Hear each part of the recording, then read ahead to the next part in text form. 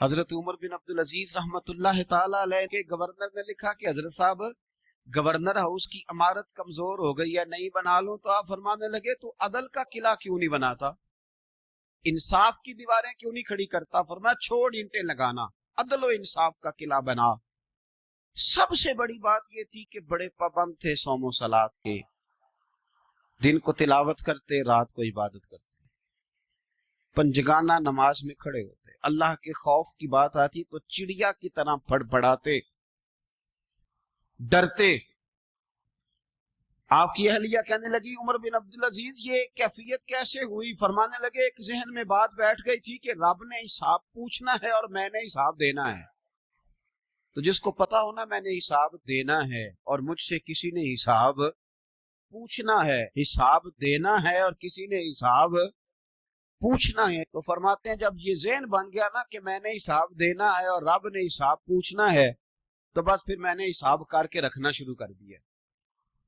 پھر میں نے کوشش کی ہے کہ حساب کروں کہ نا انصافی نہ ہو جائے، ظلم نہ ہو جائے. ایک آدمی بڑی دور سے چل کے آیا، عرض کی حضور آپ کے گورنر نے میرا مال چھین لیا ہے، واپس نہیں کرتا. تو حضرت عمر بن عبدالعزیز رحمت اللہ نے رکا لکھا، فرمایا میں نے تو تجھے نیک آدمی سمجھ کے گورنر بنایا تھا اور تو لوگوں کے مال نہیں واپس کرتا، فوراً واپس کر.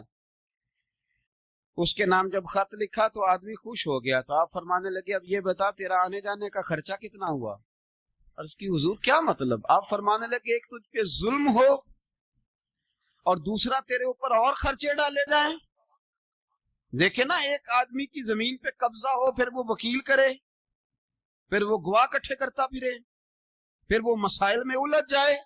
جناب عمر بن عبدالعزیز نے ہمیں ایک سوچ عطا فرمائی. فرمایا ایک تیرے اوپر ظلم ہوا، ایک تجھے اتنی تکلیف ہوئی یہاں آنے کی، اور ایک تیرا خرچ ہوا، بتا کتنے پیسے؟ عرض کی حضور میرا تو لاکھوں کا مال آپ نے واپس کرا دیا ہے، اب چھوڑے خرچے کو. فرمایا نہ بھائی، یہ میرے رسول کائنات کا دین ہے، اس میں ہم ہر شے کا حساب کر کے رکھیں گے. تیرا خرچ ہوا ہے، تیرا خرچہ ہوا ہے، تجھے آنا پڑا، تجھے جانا پڑا.